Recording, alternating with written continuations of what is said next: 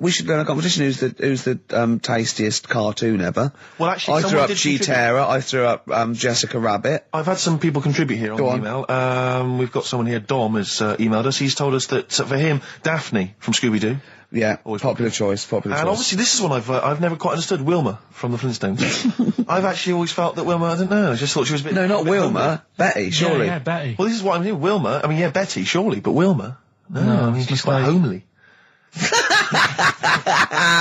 But Betty, yeah. Come on, Steve, you wouldn't say no to Wilma. No, I suppose not. If it was I'd be worried about Fred, if he found out. I'd hate to do it, you know. I don't want to do it to Fred, he's a good guy. He is, isn't he? He's a bit of a chump. Whereas Barney, to be honest, I don't think he deserves Betty. Do they both work in the quarry? Because, I mean, let's be honest, Fred, not a smart man. I mean, he obviously didn't come out of rock school with anything other than a couple of basic O-levels. I know, but he's a hard-working, sound sort of guy. They got a big house, they got like a TV, they got that bird thing. Yeah. I be honest, if I was Fred, I would be a little bit disappointed that my kid does nothing, whereas Barney's can lift up sort of tall buildings. Sure. Bam, bam. He's a very strong... You know. I mean, interestingly, Fred loves his job. He's always yabba-dabba doing at the end of the day. He does yabba-dabba. The whole day lifting rocks from one place to another. I'll tell you what, I wouldn't take that from that cat, though. I would. If a cat picked me up by the scruff neck and put me out, right, on the doorstep, I'd go mental. I'd get rid of it. It is a saber-toothed tiger, though, Carl, so it could rip him to shreds. It's not like a normal domestic cat you have nowadays. You know when they go to the drive-in at the beginning? Yeah. And they order, maybe some ribs. Yeah, that huge rib, and it tips the car over. Yeah. Was that her first day on the job?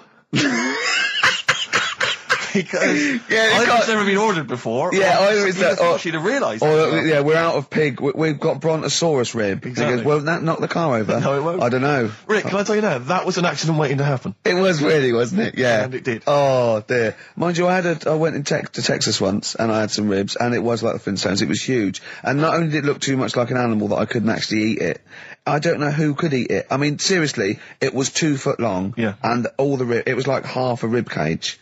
And it's incredible. My friends lived in Texas for a while, and they once were in a kind of diner, and there was you know those kind of benches that are attached to the table itself, like a kind of picnic bench. Yeah. And this huge fat guy came in, he came wobbling, he ordered like this kind of everything you can eat meal, and his fat kind of sort of, you know, kind of his big fatty fatness fatted on the fat table. It wrapped itself around the table and everything. He was chowing down, and when he tried to leave, the table came up with him. Oh no! Imagine that! I mean, they are fat, aren't they? They're big people. They're huge people. But it was that thing we were talking about before, that bloke on Jerry Springer Show who was like 80 stone, right? Now, I felt quite sorry for him. He was really sad and he was crying. It is rad, but my point is this, right? When he got to say 50 stones, didn't he go, that's too much, that's not enough. For a land animal. Exactly. Do you know what I mean? Yeah. That's big, isn't it? I mean, I'm getting worried. I'm 13 stone, and I am genuinely getting worried. I'm thinking, oh, yeah, God. When you've got that big, when you've actually got your own mare. yeah. When you have to get in helpers to look what the scale says. Yeah. Like 4 or 5 people lift up your belly and go, it's 52 stone. You go, that's too much. Exactly.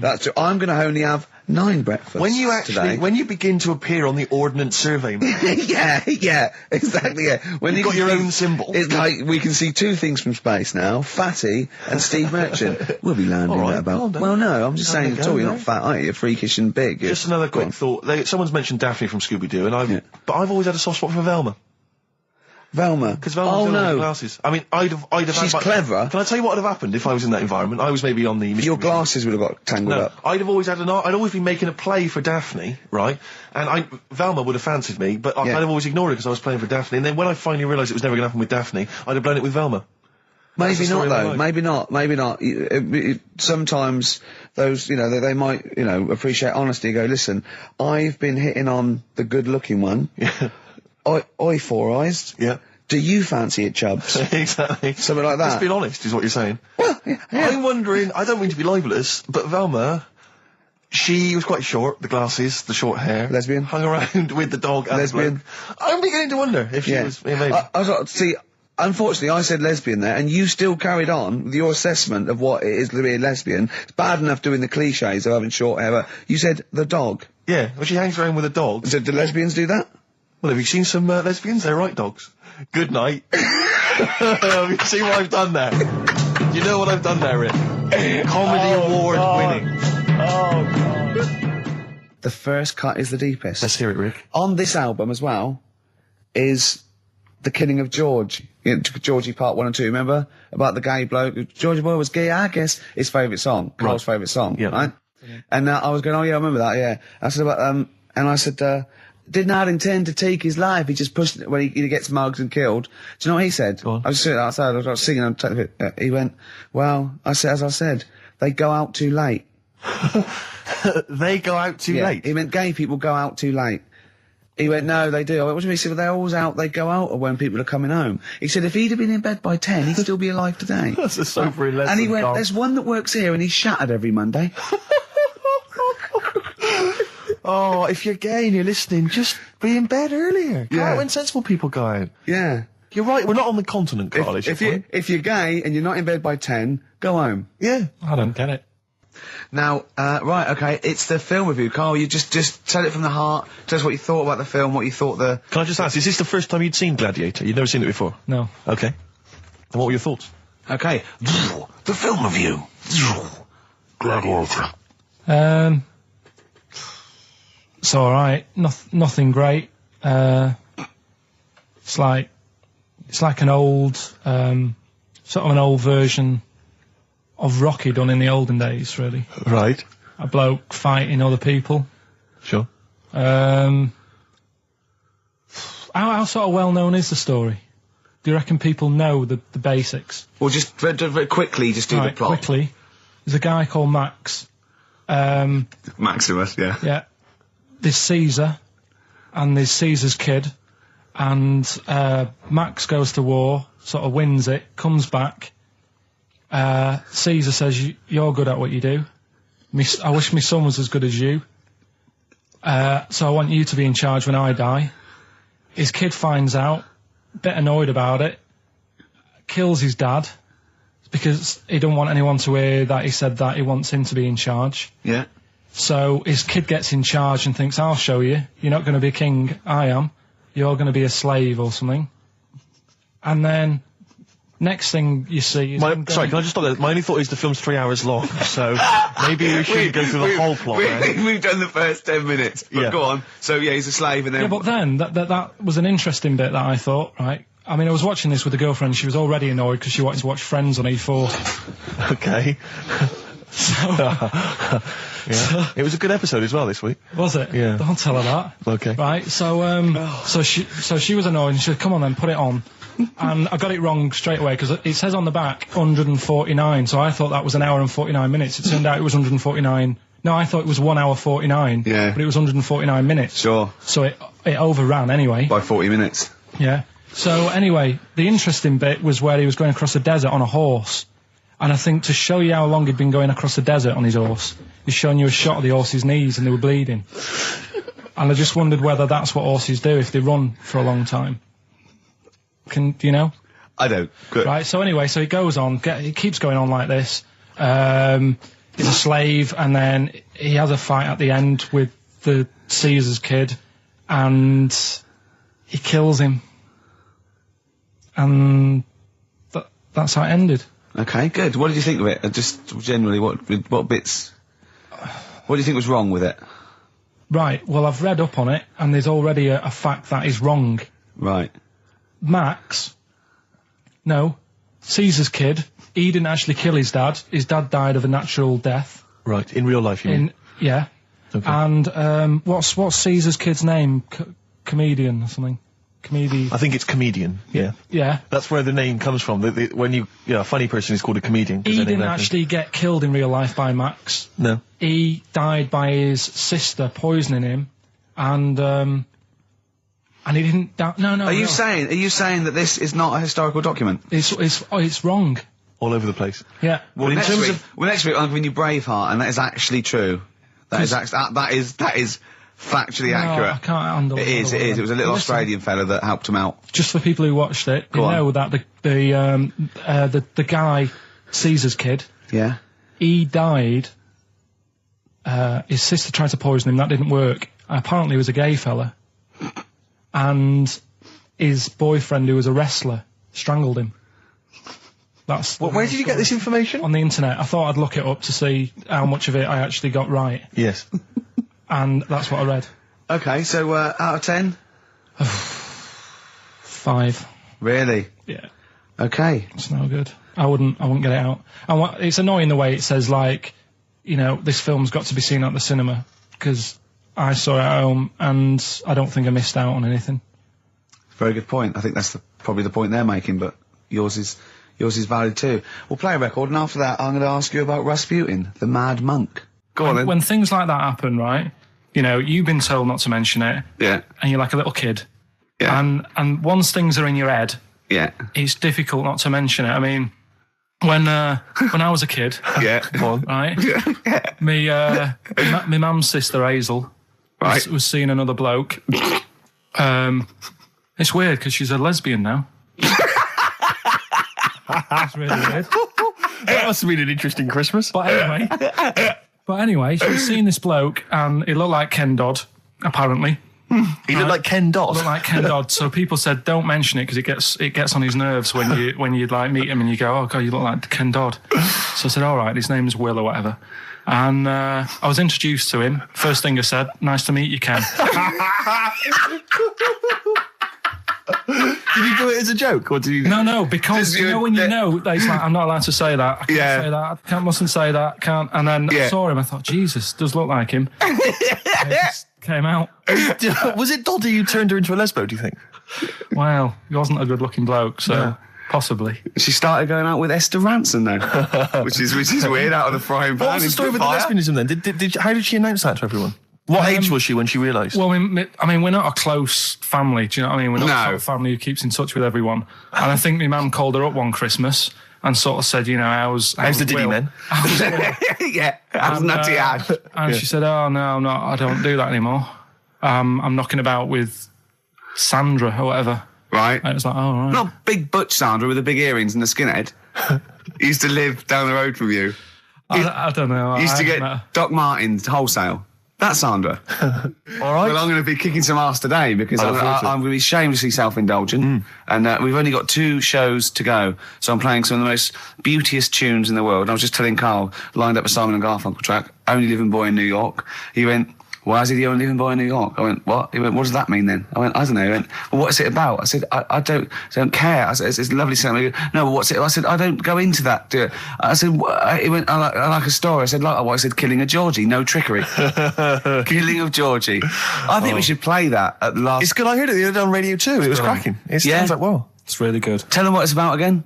It's about little girl, gay fella. A little what? A little gay fella? Yeah. Right. Who, I haven't heard it for a bit, so it's all off memory, this. But, gay bloke, is he from Scotland? I have no idea. But he's from somewhere where gays aren't liked. Okay. Right? No. Well, he is, kind Georgie of. Boy was gay, I guess, nothing more than nothing, the kindest guy I ever knew, right? Now, all he did was, right, his father said, how can my son not be straight? Kicked him out, right? Goes to America. Yeah, but you can handle all that. You can handle your dad not getting on with you if other people around you are into the same scene. Yeah.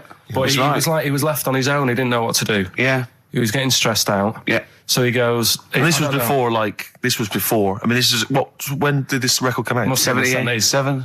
77, yeah, something like that. Right. And he's... During punk. Right. Oh, I see, yeah. So, you know, the village people had come along and made gay cool. Yeah. That had already happened, Yeah, but it go wasn't on. respected. but he was watching the telly or something, and he saw that New York had loads of them over there, and they're all having a good time. Sure. No, sorry.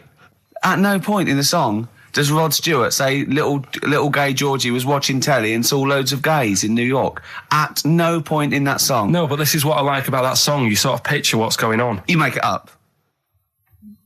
Yeah. Okay, so the little gay fella was watching telly, and there was presumably the and now from New York, the gay show.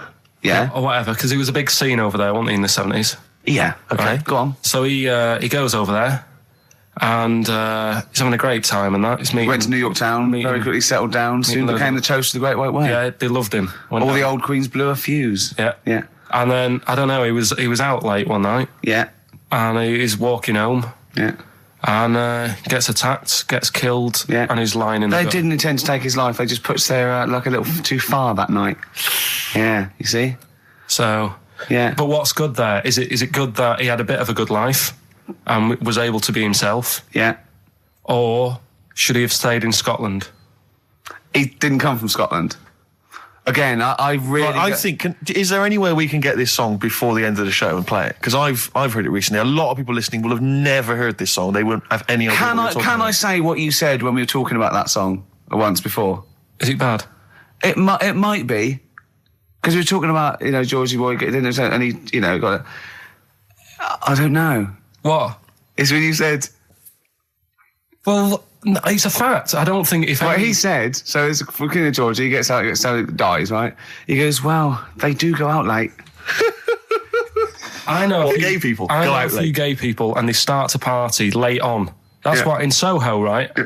Girlfriend got in a cab, right? Suzanne was in a cab, and the cab driver was taking her to an early start, right? She works at the BBC. Yeah. Early start, 4 a.m. It was going down. It was mental in Soho at 4 a.m. Yeah. They were all still like starting the night out. How do you know Whereas- how do you know they're gay? It's Soho, isn't it?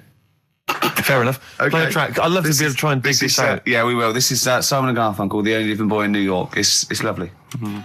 When I went to the BAFTAs with you, and I wasn't really enjoying it, you were I like... can't. He's what? No, You you are didn't tell such us an this. ungrateful. There are so many You're people. like a little charity case. You're like, oh, I had God. chicks queuing up around the block. You'd wanting to usually come. have to. I know, You but I someone told like you you. would have to write to Jim or Fix It or Esther Ranson to get them to meet us sort of people. And now it's on your doorstep. I'm amazed that you didn't enjoy it. Why didn't you God. enjoy it? You got to walk down the red carpet. You went in. There was George Best, one of your footballing heroes, was there. A load of other big names. You sat there in prime position. You came backstage with a load of other big names. Hey, you had a lovely bit of You were grub. filming this thing for the DVD you were making. That's you, a cameraman on our DVD. And yet you think, now you look grumpy because you had a couple of pints and I can't believe So it. tell us why you didn't enjoy it, because the ceremony, what didn't you enjoy about that? It was interminable, wasn't it? Far too long. Wasn't it awful? So 3 boring. hours. I thought you were going to say something. Really? Sorry. 3 hours. Yeah. I mean, I suppose for you two, at least, you were going to get something. Sure. Yeah. But with me, it's like, I mean, I've never graduated or anything, so Have you not? I'm trying to think of a situation. Basically, I sat there for 3 hours knowing that I'm not going to get anything out of the night. Yeah. Right? Now... no one Did you? told Sorry, me. when we invited you and you said yes, did you think you were up for an award? No, but I thought we were going to be sat round tables having a nice bit of food, Yeah. whilst people are going up there winning awards. Yeah. But 3 hours of the same thing over and over again. I mean, if a film's 3 hours in the cinema, Yeah. you go, well, it's long, but I wonder how it's going to end. Yeah. But this was just like the same thing over and over again. Some guy going up, thanks a lot, cheers for the bit of brass. And then going down, sitting down, the same thing over and over again. Honestly, right? I'd say it was one of the worst things I've ever had to do. No, I enjoyed the night afterwards when we did have a bit of lamb and a nice bit of veg and that. That was Yeah. all right, and I went home and I was happy. And I got the little freebie bag that you're talking about that we're giving away, which wasn't much good stuff in it. Oh, All right. right. No, What 'cause would you have done on right? that Saturday night? Suzanne What said- would you have done or the Sunday night rather? What would you have done had you been at home? I would have stayed in with Suzanne, right, watching telly, having a nice bit of pate on toast or something, cup of tea, watching 24. But instead, I had to buy an expensive suit, so I didn't show you up, right? Jesus, what are we doing? Yeah. How much did you spend on your suit? Well, in total, right, because, the shoes and the suit and the shirt and the tie, it was about 600 quid. That's the most expensive evening ever. And that's what I'm saying to you. And the daft thing is, it's dark in there. I don't know why you've got to wear a nice suit. You can't wear a tracksuit, for goodness sake. It's dark in there. No, just the shirt and that. It doesn't make you a better person wearing a suit. No, doesn't Do make you you a know what I better mean? person. No. We're not claiming it made you a better person. No, but that annoyed me. Yeah. I mean, it was an experience, innit? That's why I went, because you think, if I didn't go, if I would have said to you when you invited me, no, Steve, I don't want to go, then I would have never known, right? Yeah. And that's my sort of thing in life, right? If Yeah. something comes up, you should take it, even if you're not going to like it. It's a bit of an experience. Right. Do you know what he said to me? I phoned him up because we had to meet up, and obviously he had to pose as my gay lover. Yeah. To get in, right? Yeah. He phoned me, you said something to me like, I bought a suit, I'm looking good. He said, I'm looking good. People will think, how on earth did he end up with that good-looking guy? So he got into the role. That was what he said to me. He started getting into it. Such an insight. Play a record. I just must say that we've had an email from Daryl Foster. Lots of people have emailed in and said, well done on the BAFTAs and well done on your Room 101. They really liked that. Thank you. There's one guy, Daryl says, Ricky, has your dad only got one D-Mob suit? Because I don't know if you noticed, but Ricky wears the same suit every single time he appears on TV because he spent a fortune on it getting it tailor-made. I've only got one. It's a good suit and I wears it all the time. And it's winter as well. It's like a pure wool, so I'm sweating everywhere I go. Anyway, usually it's too much cheese. I won't be buying another. Huh? I won't be buying another one. Ever. That's it. Yeah. Suzanne told me today, right, because I've handed it in today to have the trousers turned up a bit. Why? Because it was a bit of a bodge job for the night. Yeah. Right. It was just some pins sort of holding it up the other night, but you didn't notice, and I didn't tell you because I thought you'd be getting on the stage and saying, "Look at that freak over there with his pants hemmed up." But I took it to the place to get it done. Suzanne tells me that I'm going to start shrinking now and getting to that age where you start going small. I know that must have been a revelation to you and a worry. Like, how small do you get? How small do you get? Oh, Right, what are we playing now? I thought we'd have a bit of Marley music. Marley music. Oh, Okay, go on. well, Right. there's going to be a bit of a change, isn't there?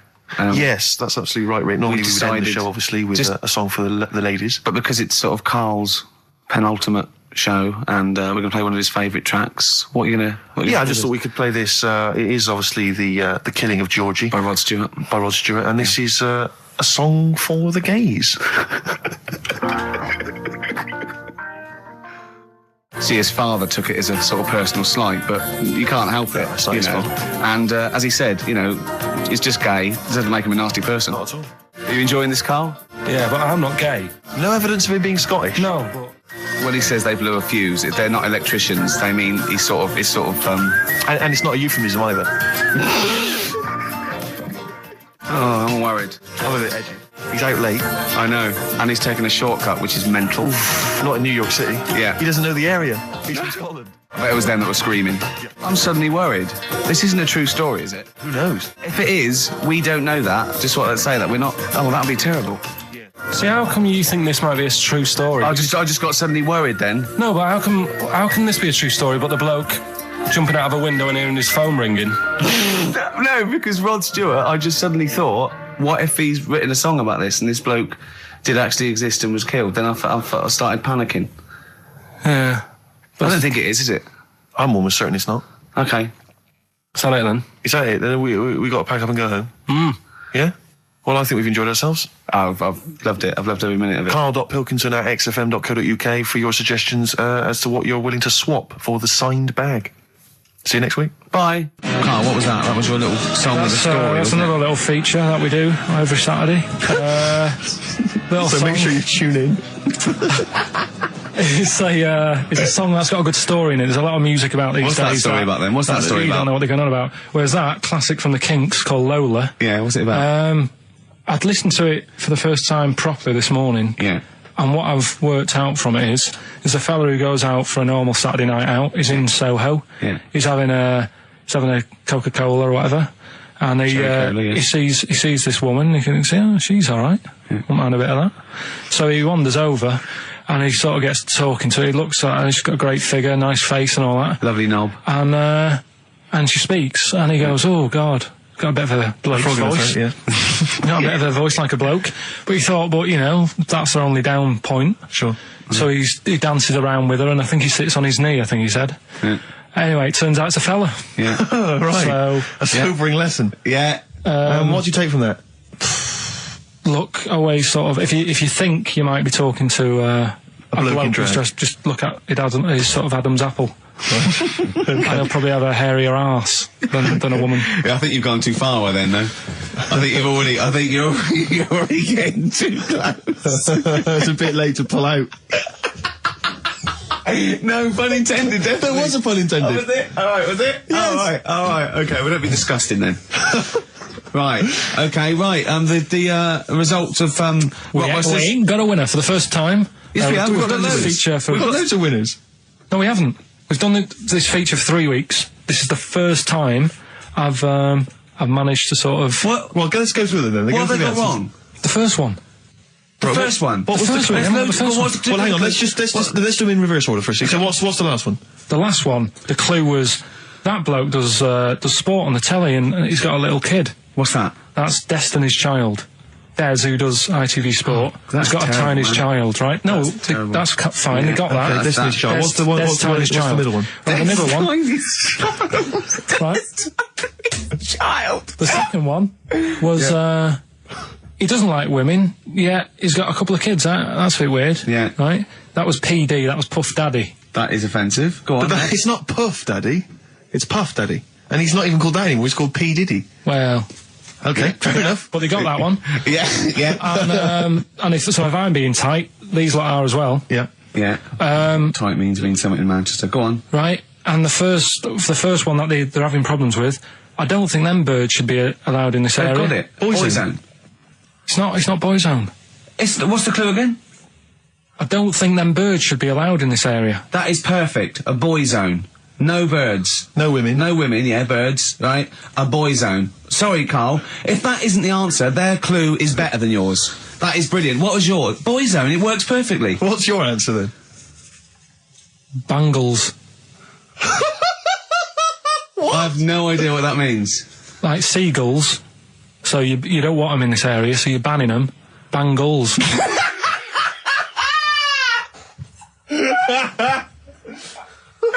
Oh! Well, give it to boy zone, because boy zone's better. Don't use birds being loud in this area, it's a boy I think zone. we should have a rollover.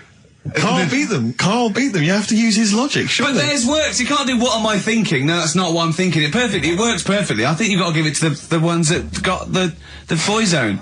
Well, how about, right, because they didn't actually get into my head and my Well, way of thinking, heaven right? forbid. How about we just keep back the David Attenborough and they can have, I'll chuck in the Hellraiser, right? Okay. and Blondie album and the Madness Yeah, one. okay. Pick a winner at random. Pick a winner, Steve. I'm going to give it to Paul Sloman, who got those answers, and he also says, P.S. Carl, you're a moron.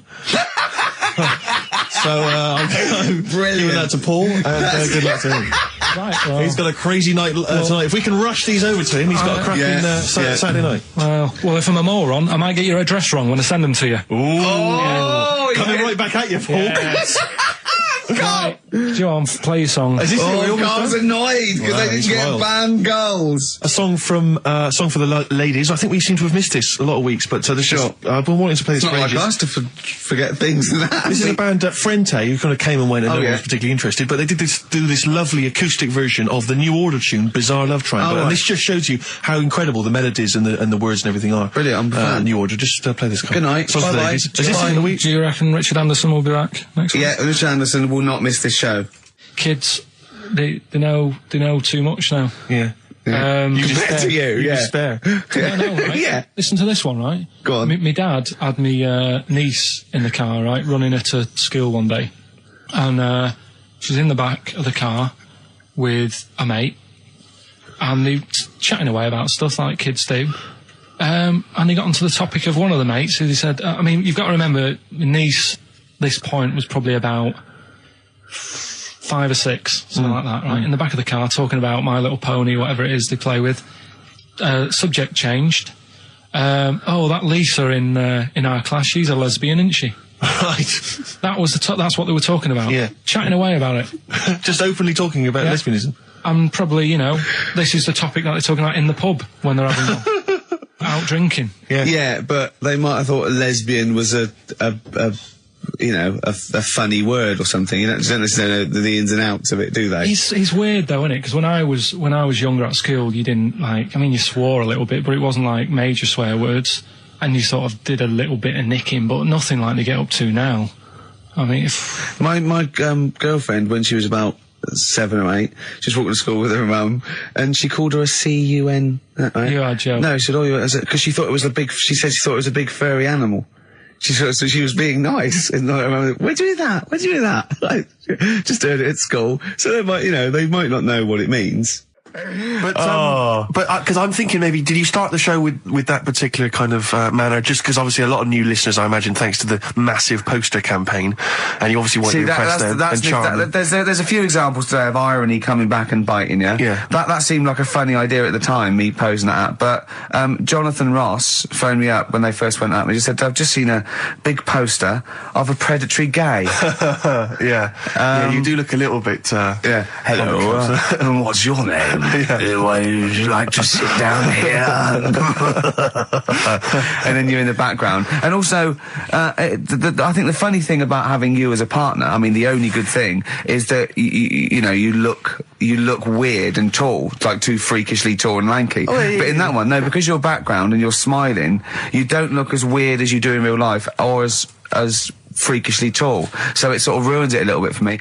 They found out that scientists. Oh yeah. I've found out 17th century that like now, 1 in 10 Rams are gay.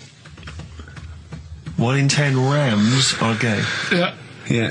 So that was like wool it. That's how I could get that in. They got a load of gay and straight Rams. Right. They worked out which were which first. They said, right, that bunch there is a gay bunch. They looked better. They just had more pride in their appearance. And the other ones, you know, the straight ones. And then they gave them to this scientist and said, right, go on, do what you got to do. And they took the brains out of all of them. Just to check. And they did tests on the brain, and it worked out that they've got something smaller in the brain. The gay ones have got something in the brain that makes it smaller.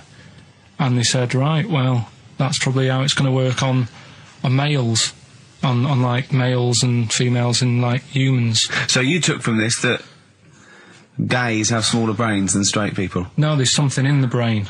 Right, go on. So if someone's saying, you know, oh, I'm a gay, or they're not sure or whatever, they will now be able to find out. So you can go to the doctor and to find out if you're straight or gay. Is there any gay in my brain? Let's have a look. Do. You've got a little bit of a gay in you, yes. A little bit of gay in there. Yes, you've got the, you've got a little bent cell there. Well, that's why they did it, anyway. I don't understand how they could differentiate which was straight and which were gay to begin with, before they then gave it to the scientist. Wasn't that what the scientists figured out? How could they tell? There's one theory that it's genetically determined. There is one. There is a theory that's genetically determined, but I don't think it's as easy as pulling a sheep's brain apart and finding a little pink sort of like blob in there and going, right, we've taken the guy out and now he's going to go and shag some ewes. I don't think it's that straightforward. Although homosexuality does occur at a similar sort of rate in animals, I think. Yeah. Yeah. So you knew that, didn't you? So that's that one. I mean, I just like the idea of the farmer figuring out which is straight and gay. Well, that one's wearing quite a camp-looking neckerchief. Yeah, so I'm thinking maybe he's gay. Is that? Yeah. I love the fact they can. That one's a big fan of Sophie Ellis-Bextor. Yeah. They would. They put on ABBA and see which ones dance. Exactly. That's how they. Which one? Yeah. I put on like Barbara Streisand and see which ones sing along. It is rubbish. What did I find out? Did you just say that is rubbish? No, I found out other stuff in the week that didn't make the top 3. Wow. We haven't even had to. This must be mediocre stuff. This must be really bad. Yeah, or it might be dubious. Go on. We've got to think proactively now. We've got to sort this out. See, there's always other things going on in my mind when I'm in that pub quiz. For me, it's just a little bit of fun. Sure. It's a night out. Do you know what I mean? Suzanne enjoys it. Yeah. Bit of a get together. We have a chat beforehand. Yeah. We have a bit of fun. Yeah. But there was other things on my mind. What Carl, I could do that here. I don't have to lose a tenner. Wait, what were you thinking during the quiz then, when the questions were coming out? What were you thinking of? Well, what it was, right, just before the quiz started, I had to go to the toilet, right, because the rule is, right, people who don't go to it, once it starts, phones off, no more toilet. They take it dead serious, don't they, right? Yeah. So, I went to the toilet. Now, I'm not being out of order here, it just got me thinking, right? I went to the toilet, the gay fella in there, right? There was a gay fella in there. Gay fella in the toilet. Now, how could you tell? How did you know? Just typical, you know, everything about it, right? Everything about it, right, yeah. Oh. What, large handlebar moustache, leather cap. Butt plugs, amyl nitrate. Could I just say that These views do not reflect the views of the management of XFM or me and Steve. Go Or on, most Carl. of the people in this country. Go on, Carl. What's your problem? Yeah, but this is what I'm worried about, really. But this is why I only got Danny Minogue right. Right? Because this was floating around my mind. Went She's to a the big toilet. gay icon, Now, isn't she?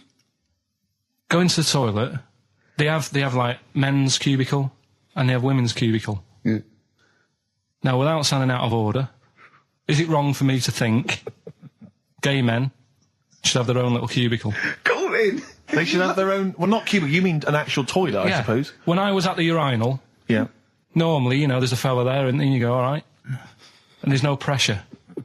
But I couldn't go. I was thinking, should I wait? If I go into the toilet, it'll look obvious. Yeah. I had loads of pressure and But this was what were going you on. worried about? So sorry. What were I'm you so concerned sorry, about? viewers? I'm so Well, sorry. it's like, right, listen, when I was a kid, right, and it's all right for you to go into women's toilets when you're a kid, it's like, oh, it's a bit cute, Yeah. right, as long as you're not, like, over 15 or something, right? Right. But when I was a kid, I went into a toilet, and women, when they use their little cubicles, they don't shut the door. Some of them just sit down on the toilet, Yeah. right, and you see everything. And, no, seriously, that's probably one of the first times I saw, like, a woman. Yeah. That, right, and my Auntie Nora when she was staying over. What happened with your Auntie Nora? She was, she's into wearing caftans. Into wearing what? You know, caftans. Oh, yeah. What caftans? Big, bellowy sort of dresses. Right. And, yeah, I used to sit on the floor at home in front of the telly. Sure. She was on the chair behind. Yeah. She did a bit of a sort of a Sharon Stone scene. Oh, God. Yeah. Did you see it? There was no underwear. No. What age were you? What was it like? What age were you? It's like a ripped tennis ball. So. What? Right, we're off air. We're off air. Either that or put us in for the Sonys. Iced tea. That's how I'm living. Bit of old school hip hop. Where's RT? All right. Good point, yeah. Go make me a cup of coffee or something. Well, before you do that, can I just qualify something? I'm a little bit concerned Yeah. about your toilet discussion. What exactly is your point again? I was just a bit bemused. You see, it's a tricky one. All I'm saying is, right, there I was at the pub quiz. I go to the toilet, not thinking about anything. I try to go, right, there's a little gay fella next to me. I love this little gay fella. Now, the weird thing is, there's nothing stopping him having a little glance, right, because he's allowed in the fella's toilet. Yeah. Now, I'm not allowed to go into the woman's toilet and have a little look round. Right. So all I'm saying is, should they have another toilet area? What, for gay people? Yeah. And so this would be gay men and lesbians? Is that going to complicate things? Well, I mean, I can only assume. I mean, to what point? I'll ask you a question, right? If you're intimidated, that's a shame. But most gay men aren't looking at your knob. You know that. What do you mean? I can only say that 99.9% of gay men who use a urinal standing next to what they assume is a heterosexual man aren't looking at his knob. What are they doing then? They're emptying their bladder. No, but the thing is, I can't talk politics for Carl. you're saying like, about would you have one toilet for lesbian women and gay fellas, right? What does that mean? Would it be mixed? Would it just be? Well, would it have a man on one? That's heterosexual man. A little picture of a woman, there, and then what? What would the little icon be? A man and a woman? A man and a woman. Just having a chat? Yeah. In pink and dot But lines. you couldn't mix them because then what would happen is you'd get people who are going, oh, I'll play up to this a bit, What, pretend to be gay? and sort of grow a moustache and shave their head. And pretend to be a lesbian. Right. Yeah. So, I see. So, people pretending to be gay so they could go in and have a look at the lesbians. Yeah. Right. So that would mean that we need 4 cubicles now, would we? Yeah, no, this is fine. 4 cubicles. So every pub How now... many toilets do we need at Every the pub's moment? now got 4 toilets. Oh, Carl, bisexuals. Yeah. Now, interesting. Bisexuals. How many toilets do we need now? Call the council. Do you use any? Huh? No. No, because they're interested in everything, aren't they? Because the little bisexual fellow will be looking at your knob. Right. With them, what you do, you just have a door, you open it, and there's one urinal there, so you can't get a queue. They have to sort of wait. I just thought that, well, why can't there just be a thing between the urinals so no one can look at anyone else's nut? Wait a minute. Just to go back to Ricky's point, what stops, even if we've got the toilet for gay men, what stops the gay men who want to have a look at your willy going in the regular toilet and pretending that they're straight? Most men don't wear gay across their head. Exactly. They don't have a tattoo. There's no branding yet in the British house where they have to declare. So we're going to have to expand this. So we've all got to carry identity. Do you know cards. you can see a gay, can you? Coming a mile off. No? No, I'll just hold it in next time. No. Can you tell gay men? Do you know a gay man? I'd say probably if you did if you lined some people up and said point them out, I reckon I'd get. But hold on, we're not talking about people dressed in leather with the arse cut out and an handlebar moustache. Yeah, we're talking about the everyday, non-seen. Of course. Yeah, but I mean, suppose I put you in a room and there was 10 naked men, right? Yeah. And there's 5 gay men and 5 hetero. Could you walk along that line looking at those gay... Am I naked? No, you don't have to be naked. Why would you have to be naked? To catch them out. Play a record! How would you catch them out? No, don't go into it. Don't go into it. Play a record. I'm miserable now. Would you share a toilet with Morrissey? From Manchester, you have a lot to talk about, wouldn't you? Yeah. We've had an email, Rick, from Jim, and he's just simply said, what about a separate cubicle for bold Mancunians? Wow. Makes a lot of sense. Yeah. You just have your own toilet. I'm Ricky Gervais, with me, Steve Merchant and Karl Pilkington, and a few new characters, Steve. I can't believe I that. just said, I know you love Moyles and his sort of wacky stuff, and Chris Moore, Edmonds, one of the greats. and Edmonds, and just all well, I'm going to go along the same sort of vein. I've come up with a couple of, can I show you one? I'm excited. Okay, well, it always starts with a sort of doorbell. Okay. So, it goes, ding dong, I go, oh, no, hold on, Steve, hold on, Karl. Who's that at the door? Yeah. Hello. Oh, hello. Oh, look, it's Camp David, the right queer gay. Oh, hello, you look all gay today. Is that because it's nice weather? Oh, no, that's not what it means. Oh, have you got a girlfriend, Camp David, the right queer gay? No, but I've got a boyfriend. Oh, bye. Right. So there you go. We'll be hearing more from Camp David, the right queer gay, and Holy Fuck the Funny Little Chinaman. What? All right, Karl. Yeah. Is that your sort of humour? It might not be your sort of humour. You just should have run it past me before you did it. Yeah. What one are you worried about in particular? The not Camp David. Well, say his name. No. Say his name. Which one? I don't know which one you mean. The Chinese fella. Well, I forget who that was. What was his name? I can't remember. Well, if you can't remember, it can't be that good, so we'll leave it. We won't do it again. Right? Oh, ding dong. Who's that? This? Oh, hello. Oh, look, it's David Gray, the bent piano player. Oh. All right. I thought it was going to be Columbo. That would be the joy. Ding dong. Oh, and my wife loves you.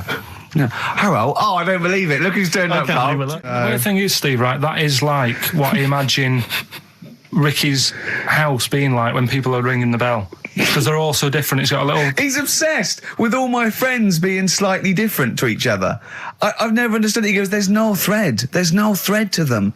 All my mates have got a thread running through them. I was literally after they walk out of the home. Yeah. But what do you mean my friends all different? Well, that could be... It wouldn't surprise me if I was round there and the bell went and I said, do you want me to get it? And you said, yeah, and I opened it and it's, what, holy fuck? Holy, yeah, he's at the door, right? And then I'd say he's busy, close the door, bell would go again, then you got the little gay fella. David Gray. Yeah. And then, do you know what I mean? Yeah. Not really, no. Because he's met some of my friends and he looks at them in a weird way. I mean, some of them are weird. Years ago, husbands weren't allowed to sort of clout the wife with anything. What was it like in the past? I know, yeah. You couldn't clout your missus. With anything wider than your thumb. The stick had to be the same, no bigger than your thumb. I know, So a big Robin bloke could do no damage if he went out with anyone. Although his is wide, he's got a little thumb like a little knob, isn't it? It's like it's truncated because it starts off normal. It looks like he's had his big toes put on his hands. Does he have to drink a pint with 2 hands? Yeah. And he's dropping stuff all the time. Can I just go back to the rule of thumb thing, though? The idea, what date was this? I'm not asking Carl, I'm looking at Ricky, because you're not going to have any idea, Carl. It's just going to be the past. Yeah. But I like the idea that... I think it's the same sort of day where, I don't know, you got hung for being homosexual and you could shoot a Welshman. I just love the idea that there's blokes beating their wives with shovels, logs of wood, and someone's gone, hang on a minute, everyone, Hold on, wait crazy. a minute. Let's have a look at your thumbs. What can we do? Wait a minute. We've got to have some kind of rule here. I'm all for beating your wife, but let's have some kind of rule. Let's give him a sporting chance, surely. He goes, well, I'll tell you what about you can hit her with the width of your thumb? And the wife goes, make it the width of his knob. I go, no. He slaps her again. Yeah. Width of your thumb. All right. Better? Yeah. Ding dong. Oh, here you are. Oh, it's a fat fellow with lipstick. Hello. You're giving away a lot of... I mean, that, you're an enigma, Carl. I wouldn't give away your workings. I mean, because then everyone will be able to do it. And what you've got now is a gift that people can't really tap into. Do you know what I mean? See, that's what Lenny Henry and Chris Moyles' mistake. See, I've sort of worked out how they do their comedy, and I'm doing it now. Sure. Do you see what I mean?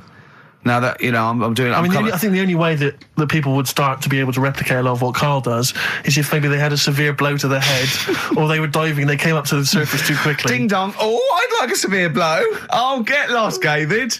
Oh, let's have some adverts, quick. So this week, we're very lucky to have with us Russian pop act Tattoo. Round of applause for them. Hello. Lovely to have them here. Tattoo. Now then, of course, there's been much controversy that your kind of lesbian shtick is just something to try and whip up some press attention. We are proper lesbians. We love Fanny more than cock. Okay, brilliant. And Tattoo, lovely to have you here. Thanks for coming. Yeah. Now then, you've got some live gigs, I understand, planned. Yeah. Duh. Okay. I can't help but notice that you sound, dare I say it, Tattoo, you don't sound so much Russian as German. No, we cannot do the accent properly. Okay.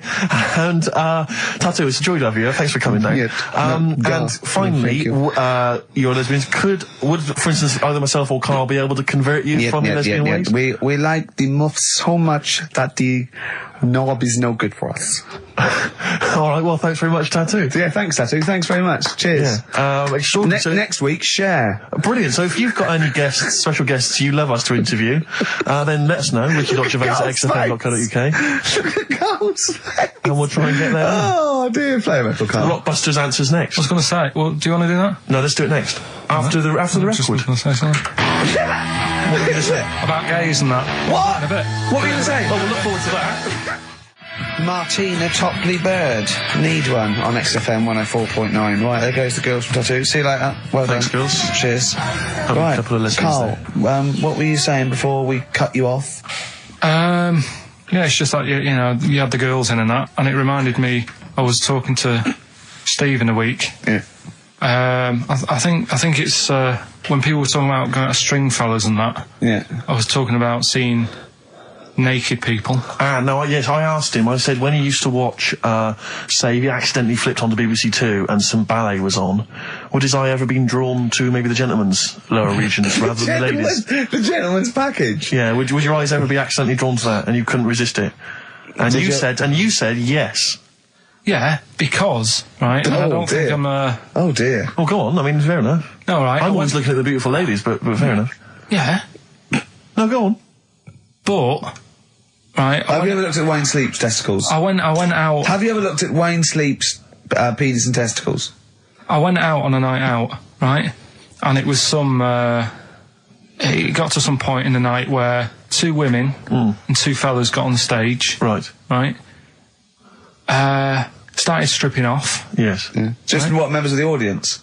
No, I think they were like part of the act. Right. Right. And what was it, panto? The fellas had like their undies on, and the girls just had their knickers on. Yeah. Right. And sounds pretty erotic at the moment. Go on. And at the same time, they all whipped their pants off. Yes. Right. Yeah. It was Bucks Fizz, wasn't it? The adult show. Now I said to Steve, at that point, Sorry, I wasn't there. He said it's to me later. yeah. I said, well, you have a quick glance at the fellas.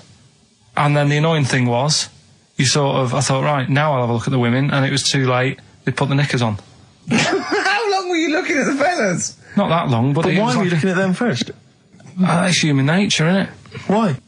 I don't know, but I'm sure you would have done the same thing. You just Why? sort of think, well, how are they shaping up?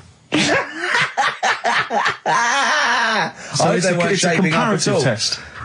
So who had the biggest knob? Which one of the blokes had the biggest knob? No, it's like, normal. But This is a whole new side of you. This is a whole other area. So you look at ballet dancers, you look at the gentleman's. No, I don't. package. I just was, when he said this, it reminded me of this night when I was walking home thinking, didn't get a look. Because I was messing Where about. was this? What event was this where people are stripping off? Carl, I tell you what, you are the most interesting man I've ever met. But are you comfortable being nude and that? We've done this. Well, I don't know what this is. We did this last week about, are you comfortable being nude? No, I know, I was talking you're about probably that. most comfortable being nude. It's just probably not in public. Well, Ricky's only really comfortable nude when he's eating. yeah. There's nothing to get, Yeah, you can just wipe spilt on yourself it. down. Yeah, you just sit in the bath, yeah. No, but I talked about that, and then when I went home, I was talking to Suzanne about it, and she said, "What's all that about? You don't like being nude, right?" And I said, "Well, it's not." It's like I'm part of an Alan Bennett play. It's just, I love the way you talk.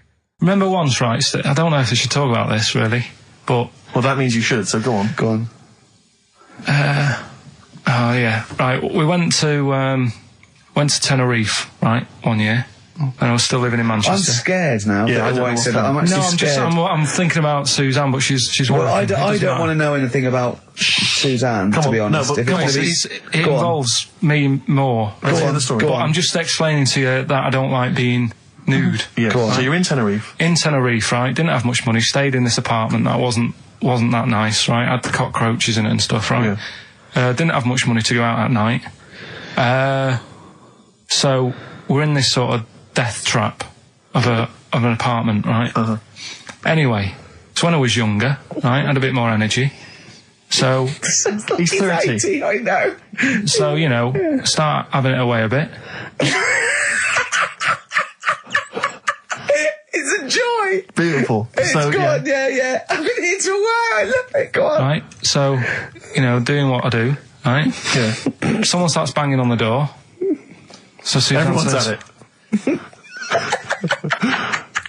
Right, so you mean knocking on the door? Right, okay. knocking on the door, right? So Suzanne said, you better get it. So I said, I can't get it now, can I? I'll have to wait a bit. Right? I can't go to the door. Go on. So the banging's getting louder. Yeah. Someone at the door. Yeah. And she's like, hurry up, it must be important. I'm like, in a minute. So anyway. I don't want to know anymore. No, come on, finish the story. Open the door. It's a fireman. So I just stick my head round, and he's going, you'll have to get out. The building's on fire. Right? So I'm like, in a minute. Sorry, you weren't still having sex at this point? No, but, Right. still sort of got to wait a minute, or I can't get my pants on. Oh, Carl, I wish I'm so sorry. Right, go on. To the So listener. now So the place is burning down. So it could be a serious big fire going on. Yeah. I'm sort of waiting.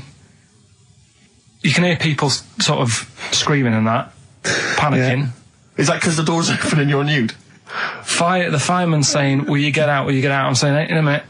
Right. And Suzanne was saying, think of something that's not sexy. Sure. So I was thinking of people, thinking maybe down in a fire might sort of calm you down. Yeah. But the fireman said, we need a big pole. Yeah. Yeah, Sure, go on. But what I'm saying is that, to me, I wouldn't have wanted to go out and be safe over, do you know what I mean, over being naked. I don't like walking about without on. So what I'm saying is, even if that fire... I love the idea of everyone huddled in there with all the firemen. It just, the camera spans along and there's Carl. Yeah, a just local news report. naked. With still But would you have gone out with now on? But why do I have to go out with now on? I'll just grab a pair of jeans. All right, but you've just, What? There's a fire, Carl. Yeah, but See, not everyone looks at men's packets. That's only you, remember. Most of the other firemen wouldn't be going, oh, look at him. But what I'm interested in is he's how pleased long, to see us. Carl, how long did it take? And did the thought of dying in a fire help? After a bit, but the fireman sort of had a go at me. Sure. What do you mean? Well, he wasn't happy that I was dawdling. Well, to be fair... But what can you do? Answers on a postcard. To the usual address, XFM. Who's your auntie with the tattoos? That's Hazel. Oh, right, yeah. Let's leave that. Why? Oh, let's Why? not talk about it. What have I come across there?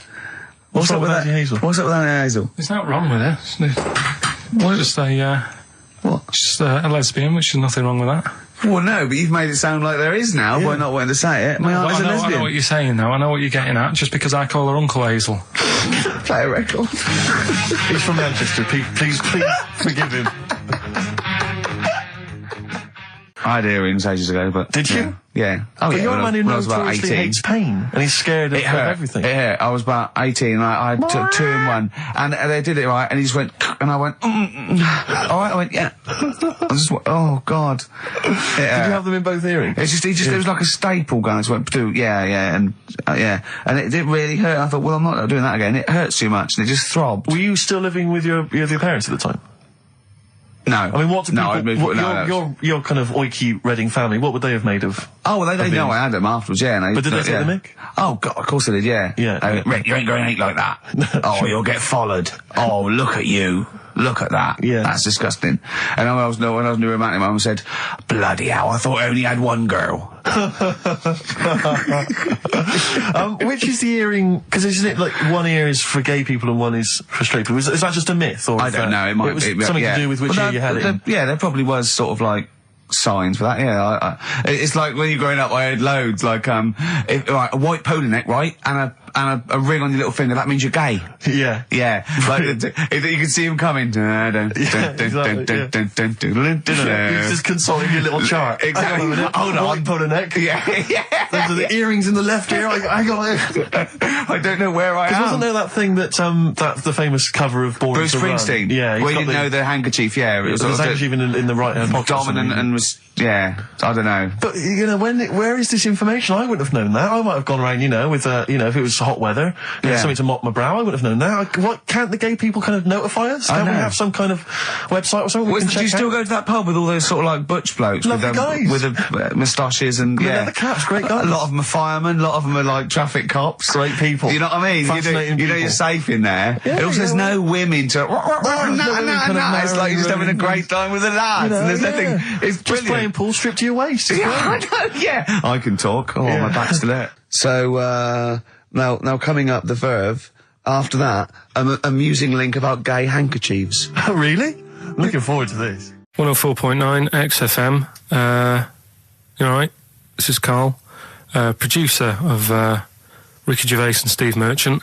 They're not about today. Ricky's on holiday. Steve couldn't be bothered. So I'm left here with all the DATs.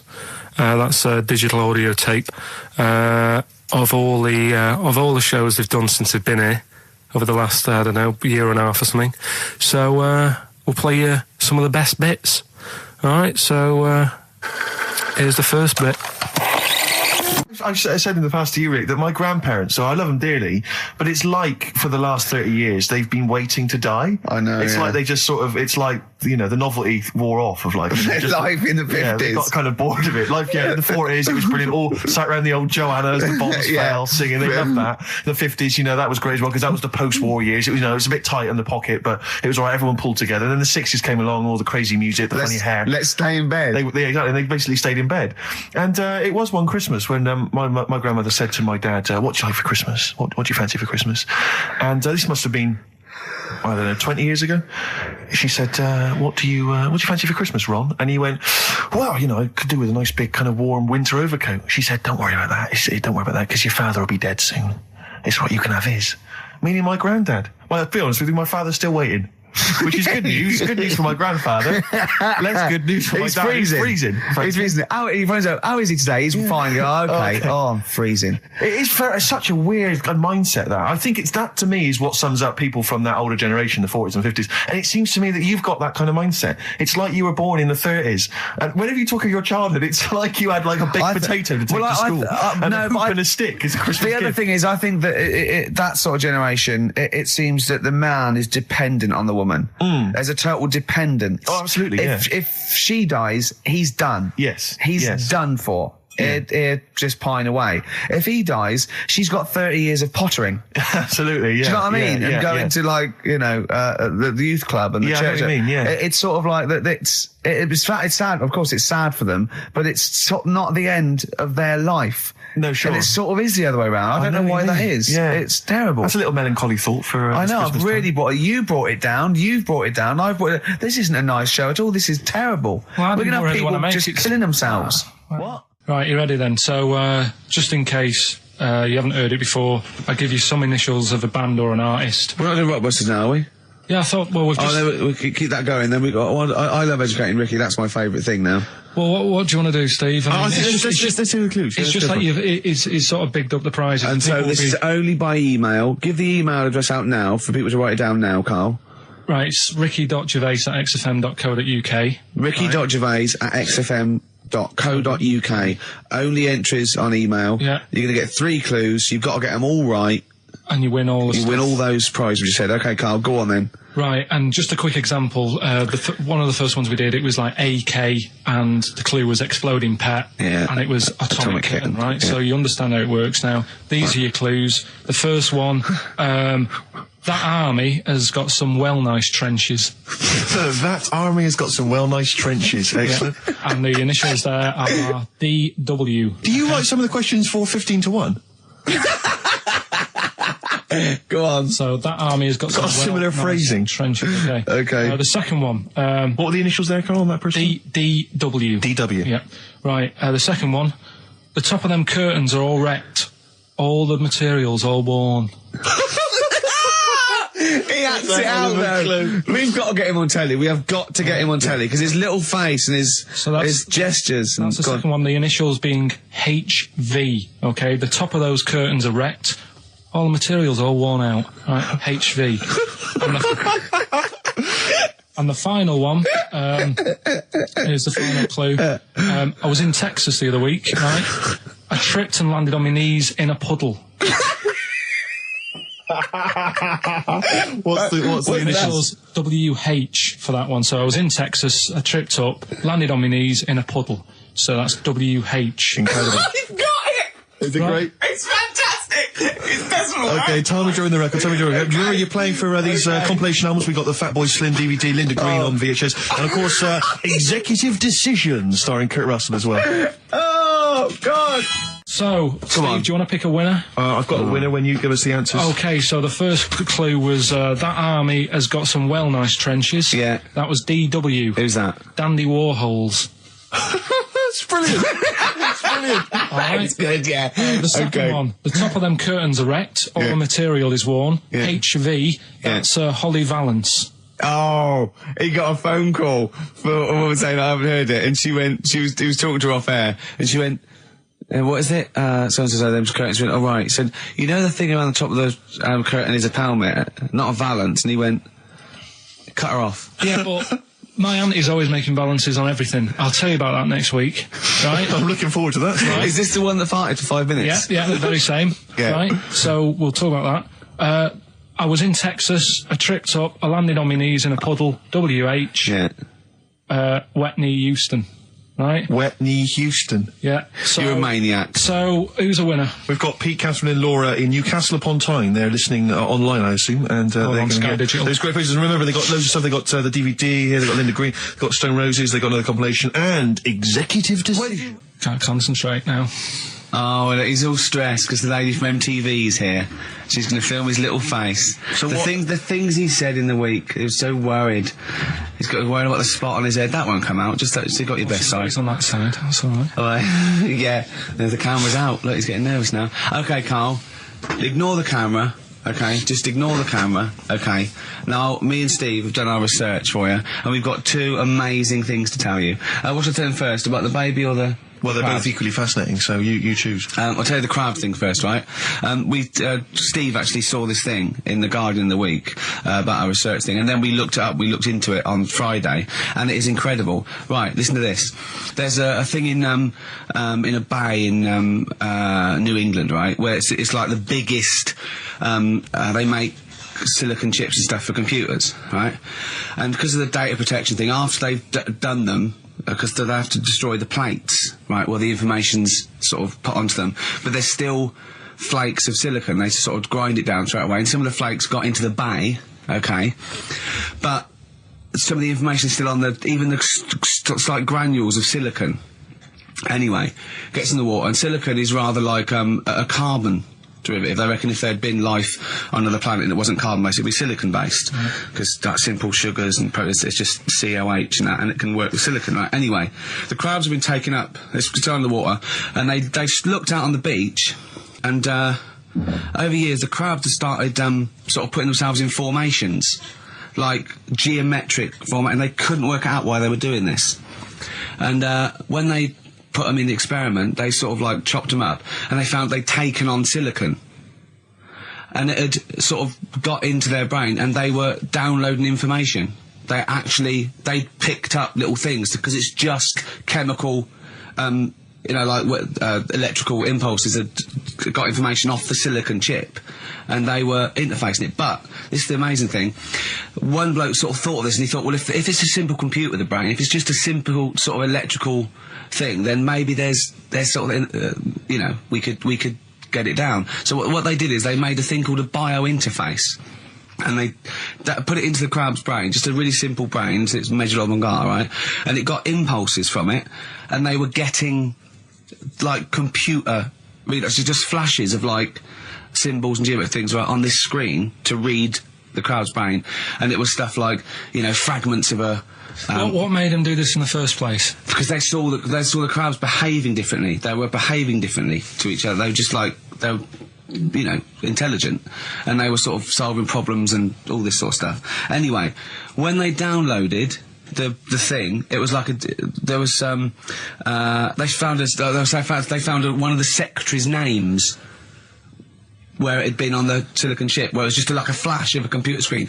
But the most amazing thing is, they downloaded a memory, right? It was like a snapshot where it had been burnt onto the retina of the crab, just a snapshot of something, and it was like a picture of the beach, like a couple of years ago, right?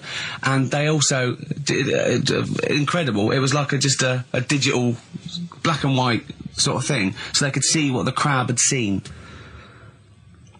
Amazing. Jeez. Amazing. So intelligent crabs. what are they doing with them now? Super brain. Well, they think this is the upshot. They think they could use it as spy crabs, because they could get these crabs. Also, the other thing is, as generations went on, right? So they put a crab in the sea or something, right?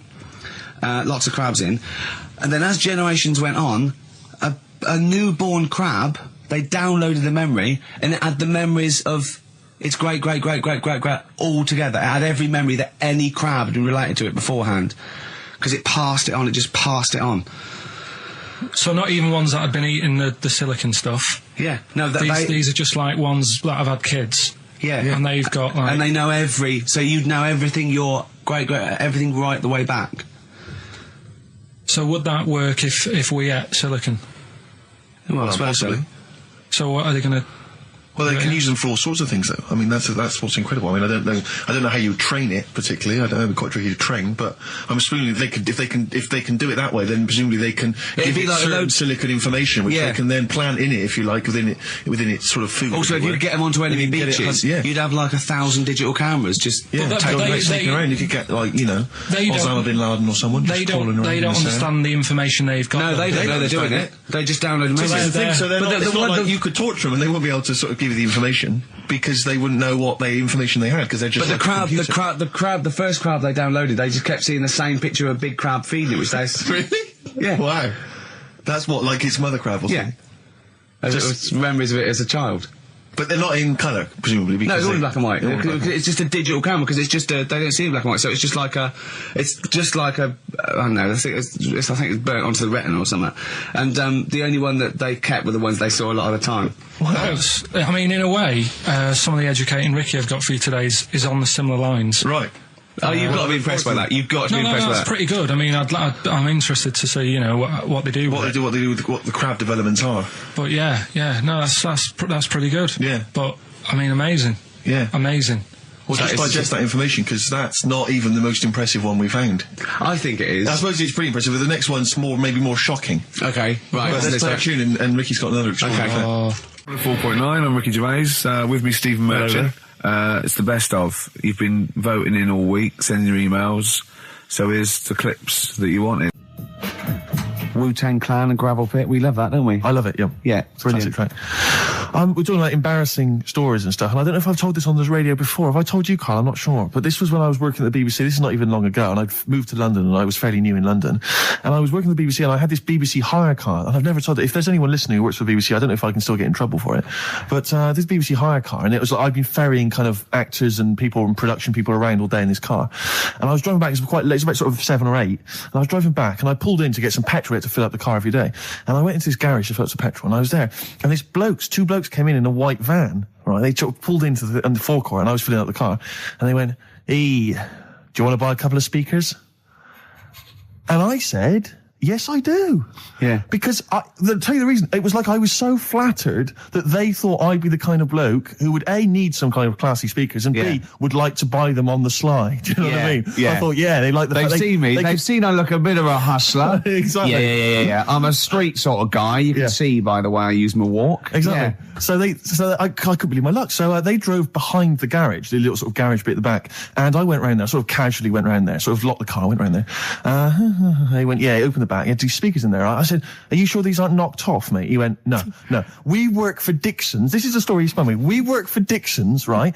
And we're delivery men. And if we make a delivery and the person's not there to sign for the goods, then we have to bring them back to the warehouse. But if we can sell them on the way back, then that's really good for Dixon's. Dixon's must love that. And instead of thinking, are you sure some kind of troubleshooter didn't... I mean, did someone go into Dixon's and go, you're not getting in the garage forecourt market? Jones. Exactly. Get a couple of lads in a white van. Exactly. Yeah.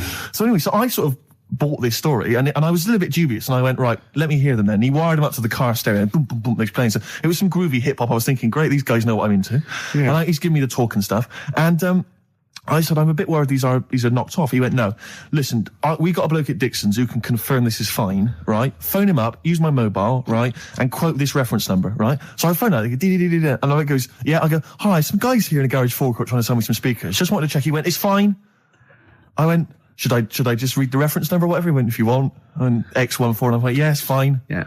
Okay. You know that was, don't you? That was actually Mr. Dixon himself. Exactly. Yeah. Exactly. So I'm thinking, well, they sound great. They're giving me for a knockdown price. I'd say they were like 400 quid. They were like 200 quid or something. It was a good bargain. I was in the market for some speakers as well. Yeah. So while they were loading it's them all kosher. I phoned Dixon. Exactly. I phoned Dixon's. That's fine. Yeah. So while they're loading them in the back of the BBC hire car, right, I'm in there paying for the petrol, right, and the guy serving goes, all right. He goes, what were you doing around the back with those blokes? Right? Because obviously there's security cameras filming this whole transaction, right? And he goes, what are you doing around the back? And I went, brilliantly, there's some old mates. Some of my mates were just having a chat and that.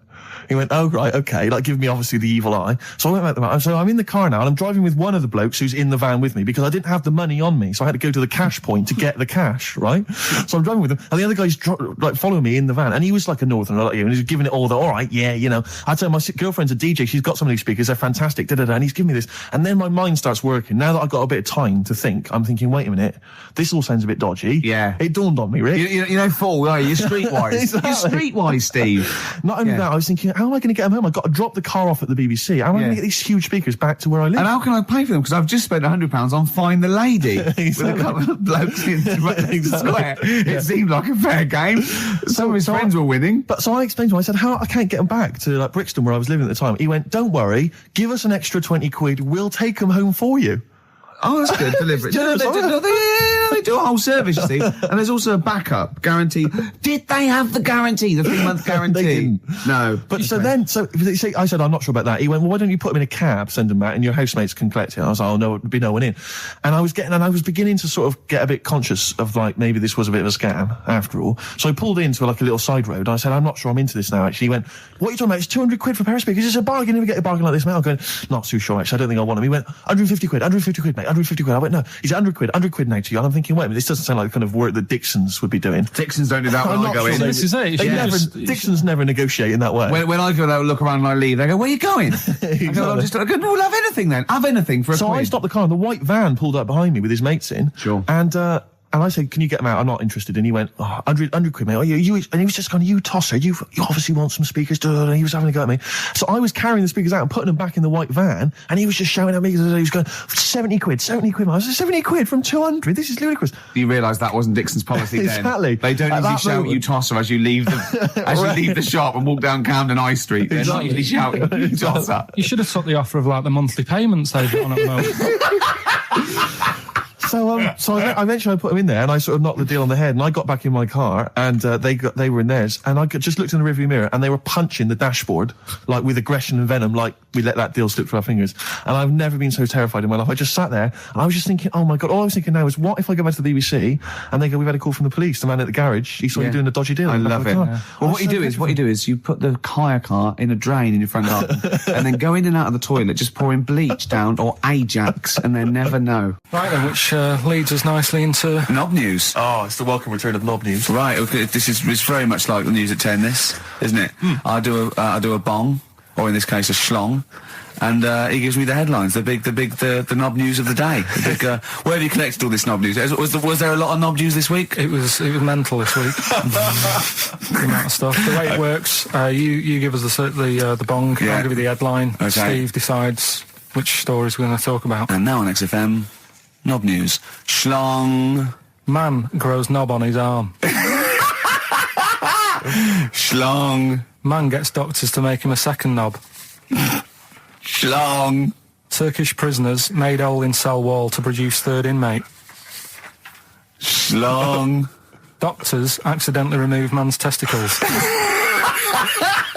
So, well, can I straight away go for the accidental removal of the testicles? Well, it's happened before, hasn't it? We've talked about that before. Well, how did what did he go in for a tonsillitis? What are they called? Tonsillectomy. And he went in the wrong way. What are you talking about? How can they accidentally remove his testicles? It says he didn't look at his folder, and the doctor said to the fella, "Oh, we've removed your testicles and we wanted to take out your prostate gland." So that's what happened. There's the story. This is what I mean. That's why I don't like going to the doctors. Yes. It happens, doesn't it? Because all these sort of it's when they say things like, "Oh, it's just we do loads of these operations." That's when they're not concentrating. Brilliant. Do you know what I mean? When they say it's procedure, that's like having a boring job that you do every day when you're not going to be concentrating. I prefer them to go, "This is a tricky one, this." I know what you mean. I sort of do know what you mean. People, you watch TV programmes about, like, you know, removing someone's second head or whatever, and there's like the best surgeons from all over the world. It's televised. They can't make a mistake. They can't go, "We took his legs off by mistake." Whereas the fella who's having a prostate's like, "Oh, do you want to do it? I'm sick of doing that." Yeah. And they're probably doing a crossword whilst they're at it. Of course they are. I've seen that actually in operating theatres. They're doing a crossword. That's what I mean. Yeah. I was just examining some of the other knob news, Rick, a little bit more closely.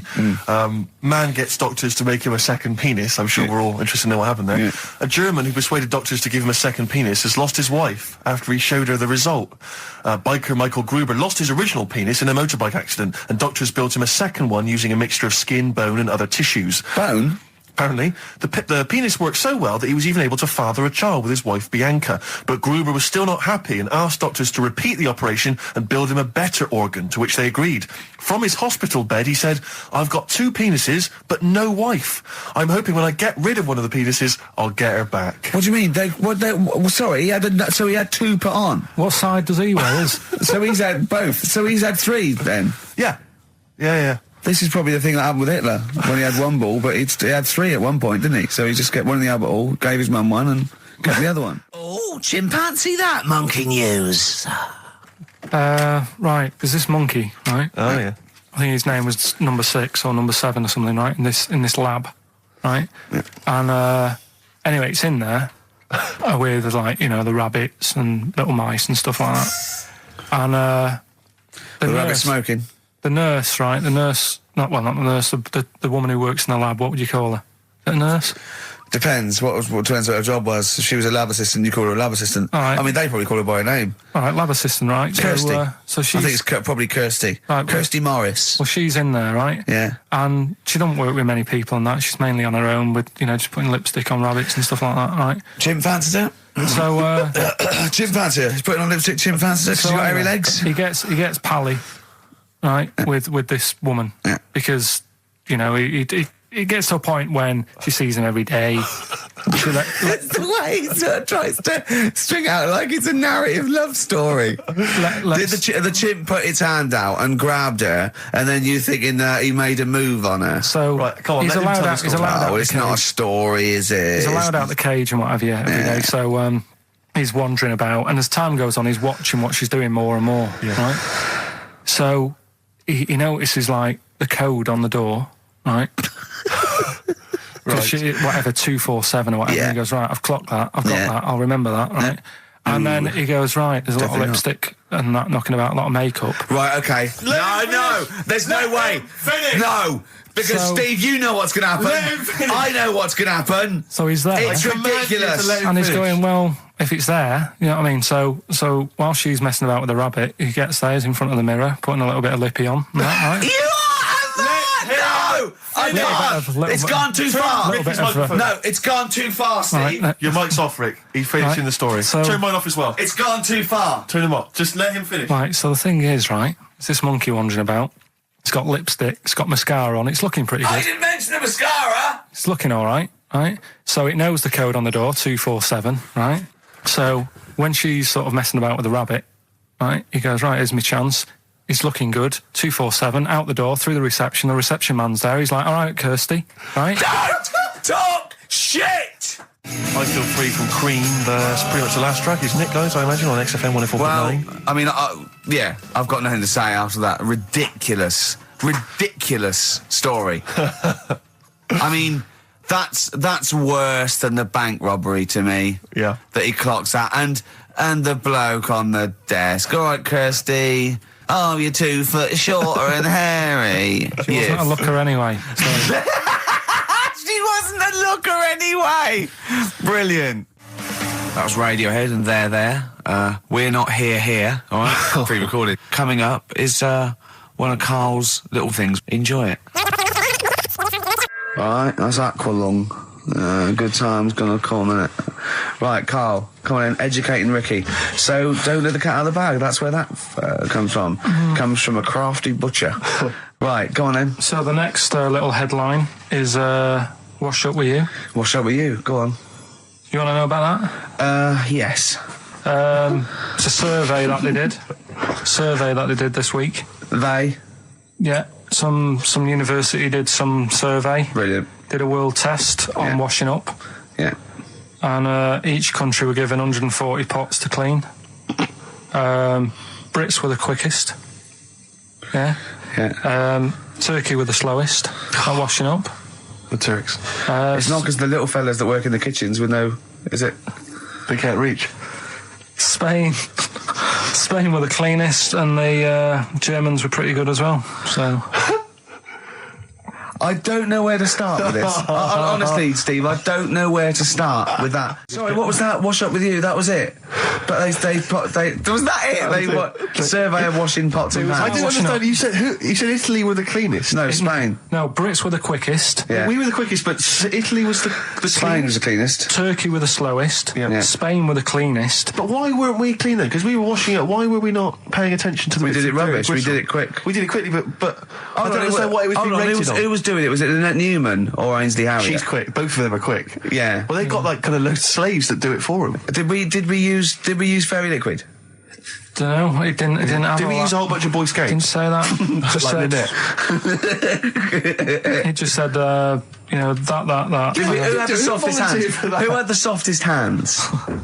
So it didn't say. I didn't. Why is it we don't get notified that this is taking place? I don't know. When I was a kid, no one ever said, we need recruits because we're doing a survey on who can wash up the quickest. Are you disappointed in yourself with that one, Carl? It is pretty dull, to be fair, and that is why we've got to bring in either con merchant or a wine merchant Or shut up at your face. Yeah. Would you be able to, if I put you on the spot in the next, sort of after the next record, would you be able to give an example of how con merchant would work? I mean, is there something you could do just to sort of experiment? Should we play record? Play a tune. What do you reckon, I can do better than that. What? Ads. Go on. Do you know why people tink the glasses before they have a drink? Why they tink? The verb to tink. I do know that, Carl. Is it about poison? It is. Here we are. What, would it make a different noise? Nope. Brilliant. Go on, explain Why? it. You explain it, Steve. No, don't, Steve. You explain it, Carl. Go on. I've started, so I'll finish. Come on, Carl. Explain why they tink the glasses. Ages ago, Yeah. only people with money had drinking or something. That's like one of my film reviews. Years ago. Welcome to History Now. Now, ages ago, only people with money had drinking or something. Keep going, Carl. Keep going. Like spirit and stuff. So they'd it's like businessmen with money. It's easy for you to say. This is getting to be cruel, isn't it? This is amazing. Yeah, go on. Why did you open your mouth, Carl? What were you hoping was the best that could happen? Because you were trying to make me look stupid before with the planet, so I'm... Whereas you know... Yeah, go on, no, come on. Businessmen with money. I've got to drink and ching. Okay, so then with all the drinks. So they'd nip round to have a chat about whatever they're earning money with. And they'd say, right, do you want a drink then? And they'd go, oh yeah, that'd be alright. So rather than just pouring it out of a bottle into a glass and saying, there you go, it could be going, hang on a minute, it could be poisoning me ear and trying to nip my business idea. Yeah. So what they'd do, it sort of pour a bit of his drink into the other person's glass and you get that tink noise. And that's like cheers, No, Carl, I just have a slight amendment there. I think what it was you're absolutely right that they would then test each other's drinks to show that it wasn't poison. But over the years, that was reduced to just chinking the glasses by way of saying, let's not actually bother going through the whole rigmarole. They just did the chinking of the glasses. Yeah, that's good. It was exhausting though, wasn't it? I know. Was it worth it, do you think? Well, I like that, because people carry that with them now. When they do that, they'll think, oh, that bloke's definitely not trying to poison me. Yeah. So the horrible thing is that now, when I do the glasses, I can laugh and go, they don't know I've poisoned them. Exactly. You should always do the pouring back and forth. It's a shortcut, it's a slippery slope. Just be careful. His homework was to come up with those stupid lateral thinking problems. We maybe should give an example of the... Romeo and Juliet, right? Romeo's asleep on the bed, Juliet's on the floor, covered in water and broken glass. What happened? And you ask all these stupid questions, and it's... Romeo's a cat and Juliet's a goldfish. Again, awful. What am I thinking? Yeah. Yeah, come on then, Carl. Right, Yeah. there's a bloke lying on the floor, right? He's cut his head, blood's coming out of his head, and all his mates come running up, and they're all stood round him. Yeah. And they don't take their hats off as a mark of respect. That is outrageous. Why didn't they take their hats off? I'm laughing, but it's probably as good as the real absolutely. ones. A bloke's fallen with his... Yeah. He's lying on the floor. Yeah. He's dead. Yeah. His mates come running up. Was it important that his head was cut? I don't know. Would it have been okay if he'd have been wearing a hat? He wouldn't have been dead if he was wearing a hat. What's your answer? No, you're meant to answer questions. You don't just go, what's your answer? You say, where's the turn? You go, no, and I have to guess. It's obviously like sort of motorcycle stunt team or a parachute. Why didn't they take their hats off? Because they're probably still on the motorbikes or something, or... Well, yeah, but if you mark a respect to someone, you could take your helmet off. I'm getting angry! What? They're parachutists. Why can't they take their helmets off? Because they're coming down from the sky. But he's on the floor dead. Well, they can look down and see him on the floor. Are they on the floor, Carl? They're on the floor as well. They're walking, are they? Yeah, well, they sort of stood there looking at him. They're stood there. Yeah. They're stood on the floor looking at him. They're soldiers. Why? But why? Because it might be in a battle zone. They might have their helmets on, and he's been shot in the head. No. Well, that does work. You see, this is my point. That one works. That one works. Unless you give us a piece of information where that doesn't work. What's the difference? Why is yours different to he's been shot in the head in the trenches and they're looking at him and they keep their helmets on? I just don't think it matters as much. If they're in the trench, they're already guarded a little bit, so they could take their hats off. It's the best mate, for God's sake. Okay, who's dwelling on this? Are they normal hats? What kind of hats are they? The answer. No, don't get ratty. What kind of hats are they? Baseball hats? If I told you what sort of hats they are, you'd have the answer. Oh, okay. I've got to guess what sort of a hat it is then, have I? Right. Is it a trilby? No. Is it a bowler? I know what it is. What? They're spacemen. No. Oh, that's a good That one. one works as well. This is my point. I like that one a lot. It works. He's fallen on the moon, and not that the moon happened. It was set up, wasn't it, in the studio? We know that. Yeah. Okay, Carl. What's your answer?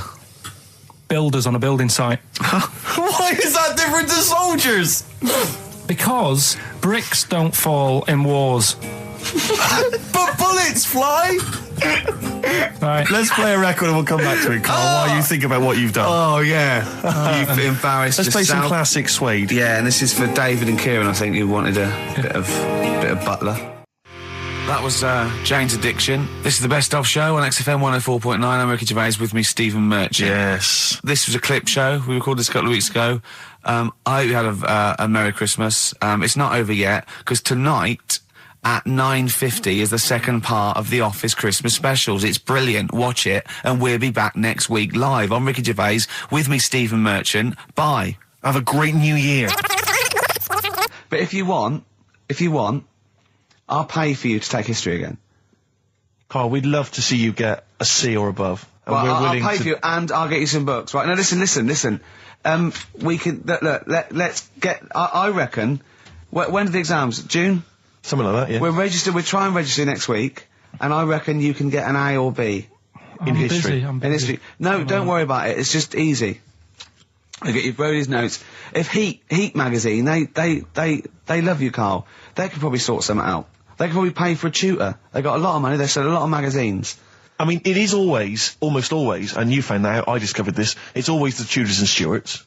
There's no fear for them not coming up. Now, what do you already know about them? You must already know stuff about Henry VIII and Elizabeth. No, because it's too long ago to even get interested in. Do you know what I mean? You can't. Is that why you relate didn't? to it. Okay. The Anderson thing, it was like, God, I bet my mum and dad were in an Anderson shelter. This is interesting. What, when they... Oh, my granddad would have, had something to do with this. But the Tudors, it's like, I don't know even if they had a family back then.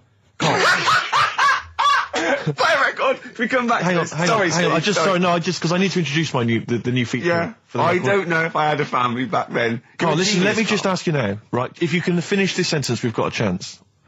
Divorced, beheaded, died. Divorced, beheaded. Died. What is it? We just need to do a little bit of work, but otherwise I think you're going to be fine. It's how you remember what happened to Henry VIII's wives. They're little... Divorced, beheaded, died. Divorced, beheaded... It's like spam. Support... What's it? Support, protection, anchorage, movement. That's how You're going to... That's nothing to do with the Tudors No, and nothing to Stuarts. do with the skeleton. Yeah, see, no, we're not doing biology. Mnemonics and acronyms. What happened to Henry VIII's last wife? Did she die, or did she not die? Divorced, beheaded, died. Divorced, beheaded. Do you know that the only king that has got a moustache is... No. The only king that hasn't got a moustache is the King of Hearts on the playing cards. Carl is genuinely... I don't know if he's actually upset or embarrassed, but it doesn't matter. Why does it matter? You were 15 and didn't go to school. If you were my friends, I think you would have just said, oh, we can't find them. Why? But you just What's matter, that though. to do with that? Well, what do you mean? What do you mean? It's ridiculous. Do it again because you want to learn, because there's great things in the world to learn about. Don't worry. Look, GCSE is vocational. Is vocationally for a 15, 16-year-old to go on to do A-levels or whatever, or to get results. But you don't need that because you've done very well. You don't care about the Tudors and the Stuarts. I mean, I mean, I've had a couple of jobs, not this one, because you don't need qualifications to get a job. Obviously. In the radio. Yeah, obviously. You're absolutely right. But the ones that I have got in the past, I did, because I didn't collect them, I had to lie. And I didn't go mad. I didn't say I had A's and stuff. But I didn't put history down because I didn't even know I did it. So it's a bonus. I kind of treated myself to like a D and a couple of C's and that, so it's like, well, he's not. I love the fact that Carl even then was honourable. It's like, I'll at least put down the ones I think I took and lie, but the ones I didn't take, I won't lie about. Yeah, and don't give yourself a B. Exactly. If they're going to find out you lied, give yourself a B next time, It could Carl. backfire, couldn't it? I mean, my brother's a bit mental, and he used to do things like go for jobs and say, "Oh yeah, I've done this before," like being a mechanic, and he's never even picked up a spanner, and yet he'd have the confidence to go and try and fix cars. Well, I'm not that daft, but God, and he. Who do you blame for this? That's just an easy way out. I have to blame myself. No? Yeah. What was the teacher like? Well, there's loads of different ones. I didn't like. I mean, the history teacher, it is my own fault because with her, she's a bit mental, and I used to kind of stop the lesson by saying, "Oh, miss, tell us about your fireplace you've got that is made from a gravestone." Because that's what That she would had. stop any English teacher in their tracks. And she loved telling you about it. Yeah. So it was like, oh, I learned brilliant. that from a teacher. So that's why I didn't know about divorce, head loss, and all that. Yeah. Dandruff legs. Horse, head loss, dandruff legs. But remember now, divorce beheaded died, divorce beheaded survived. That's all you got to remember. And what's that? That's what happened to Henry VIII's various In order. wives. In order. What does it spell out? No, it doesn't spell out spell anything, you just it's gotta saying remember it. the rhythm. In order in which he married. Yeah, but it helps. It's like when my mum taught me the alphabet. She taught me as like a song. And like A, B, C, D, E, F, G. Yeah, constant. No, not like that. Huh. That's how everyone else could do it, and I couldn't do it that way. Right. What tune did she do it to? It was A, B, C, D, E, F, G, H, I, J, K, L, M, N, O, P, Q, R, S, T, U, V, W, X, Y, Z. I feel like, it feels like Christmas Day. What, you didn't get the gift you wanted? Yeah, do you know that, like, anticlimax? Yeah. When, You've been looking forward to it for so long. Yeah, you know. Well, I mean, I knew you were looking forward to it. That's why it took you 14 years to get the result, and then it was 2 other people that got them for you. Do you wish that we hadn't done it? No. It's alright. It's alright, isn't it? What's your girlfriend going to say? I don't think I'll see her again. She likes a man who knows about the Tudors and Stuarts, does she? Yeah, first Gladiator, then the... Yeah, you've been bluffing. Whenever she said, "Where did you go to Studios?" You go, "Good." Like, lots of things, but look, it's a bird. What happened to Henry VIII's last wife? Oh, I wouldn't. Yeah. Oh, look, Friends is on telly. No, I just changed the subject by saying things like, you know, about the only king in a pack of cards. That threw off the scent. That threw us off the scent. That wouldn't fool an invigilator, would it? That's the thing. You can't use that one with an exam board. I'm always looking at stuff. I was looking at stuff this morning because of Yoragella last night. eating all that funny food and that, and also they all got a bit scared last night, didn't they, with a snake? I didn't see that. So is this I'm a Celebrity, Get Me Out of Here? Yeah, he got all worried about a snake getting on the sort of wandering about in between the sleeping bags and stuff. Yeah. And they were all scared, and it's so easy. Leave it with me. Sorry, the doctor says, leave it with me. Leave it with me. Well, they were all scared because there's a snake, and it's so easy to find stuff out before they. Where are they? Where is this jungle? Australia, I Right. think. Before they went, give it half an hour on the internet. I found out with snakes, you don't need to worry, right? They're deaf. They haven't got any ears. Right. So as long as you're really quiet, Creep around, it'll yeah. probably leave you alone. Yep. And also, they don't have eyelids. Uh-huh. So they were suggesting if one's coming towards you, just like kick sand in its eyes. Because it can't blink, and it leaves it a bit like annoyed, and it wanders off. But they didn't do any research before they went. Yeah. And that's I think your knowledge would hold you in good stead. I don't think you need to know any more than you know. You know, you've done maths, you think? Yeah. Did no revision for that? No. Okay. English, do you remember what it was? Did they ask you about Shakespeare? Did they ask you I about can't books? remember, but I must have done it because I thought that was... It was English language, not English literature, wasn't it? So it was Was it like spelling and all So that? was it? No, was it like a comprehension? You read a passage and had to ask questions on it. Was it? Did you have to write a short essay? I don't know. I can't remember any of that. Okay. I did a science, Okay, physics or chemistry? physics. All right, well done. And this is all you think? You actually took that. You actually took physics GCSE. You think? You're obliged to do a language, I think. Did you do French? I did French for a bit. I don't think you are. I don't think you have to do a I language. think you have a GCSE, I think you've got to. Well, English quite good. I think that's his language he did. So you don't know about language, history, geography? Just what you will find out, won't we? Okay, but you just can't remember. I can't believe you can't remember turning up for these things, because it's quite a big moment in people's lives. It is the thing that you've been working to all of your educational life. On the day that the things came out, I was working at as a printer. Okay. And it was a really busy A lot day. of spelling mistakes. It was a really busy day, so you're bound to forget. Yeah.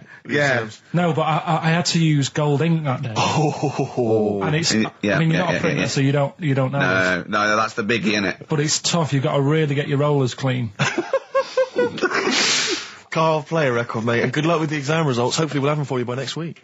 It's time to give Carl... You're actually nervous, aren't you? I'm a little bit nervous. Just to recap, Carl is 30 this year. He never went to get his results of his GCSEs. So myself and Steve took upon ourselves to phone his school, track them down, and we actually got your results. What did you think you took? Did English. Right. Maths. Yeah. Art. Right. And I think I did physics. Okay. Well, you didn't do any of them. Eh? You didn't do any of them. You didn't register. You registered for one exam and took one exam and got results for one exam. So I don't know what you thought you were turning up to, or you weren't registered, or you didn't. You're familiar with the notion of registering for an exam. You have to kind of officially register in order to be eligible. What do you mean, register? I turned up for a couple. Yeah, you can't just show up. You have to register for them. You have to pay this because it costs the school money, so they have had to have paid for you if they thought you were going to pass. You can't just turn up on the day and ask for some paper at the front. I never got a letter telling me that. Well, that's because you were never at school. But you did somehow register, or registered for one exam. You registered for history. It's a topic that you've always been interested in. Oh, I was saying to Ricky before, World War II, I loved it. Not the actual event. No, the but study just of it. all You mean? the stuff like, about the Anderson shelters and stuff like that. Yeah. And the bombs and that. Mm-hmm. And then when I took it, it had nothing to do with that. It was more about the Tudors. So the Second World War didn't come up? You mean there were no questions about the Anderson shelters? Nothing. That's devastating. So what are you expecting the result to be? Is that seriously? Is that it? Yeah, it's the only one you took and registered. As far as the school is concerned, or certainly in it's the terms only of one what that they told counts. us. It's the only result. It's the only one that counts. Yeah, you've got... I don't... Did you register for yours? Yeah. Yes. I've got certificates and everything. So what... Do you do that before the exam? Do you have to go somewhere and sign something, or...? Yeah, you don't check your results and then decide if you want to register. It's not like Millionaire, when you look at the question and go, I think I'll take the money. Yeah. You go... No. But anyway, you must have registered for one, or maybe your teacher put you in for it. Well, I didn't do it. They must have been Someone else confident. registered They for must me. have been confident. They must have thought your best bet was history. Right, so... What did they get? You got an E. Which I think, technically, is a pass. E? It's a bad pass, but there's F, How and there's much U. You're not going to be doing a PhD. You can get an F, right, which is fail, and then a U, which is ungraded. Now, I don't know why the U exists, because F means you failed. U is like them going, you not only failed, but you wasted my time. So... We're annoyed that you took this exam. So you thought they'd register me to get an E? Well, they didn't. Well, they didn't. I think they were hoping. It was rather like you with the lottery. They were hoping see- for something better than You nothing. see, I assume that the man who registered for that thought he can scrape an E if Anderson shouters come up. Yeah. Well, that's it. You've got... Now, what I'd like to do, Carl, is... I've started your re-education. You've read a book on Rasputin. I'll be asking you a few questions about that later. I've got another book for you to read next week. Next week, I'm not in the mood. What? Not in the mood. Oh, come on. Look, what's that? What does that say? It's that fella... It's the picture of the bloke that he used to use for Citizen Smith. Yeah? Che Guevara. Yeah. Yeah. He was quite happy, I think, when he found out that Robert Lindsay was involved. He went, yeah, of course you can. No worries, yeah. What are your feelings, Carl? What do you think? Are you emotions depressed? I'm just a bit annoyed because I'm sure I turned up for more, so it just wasted me time.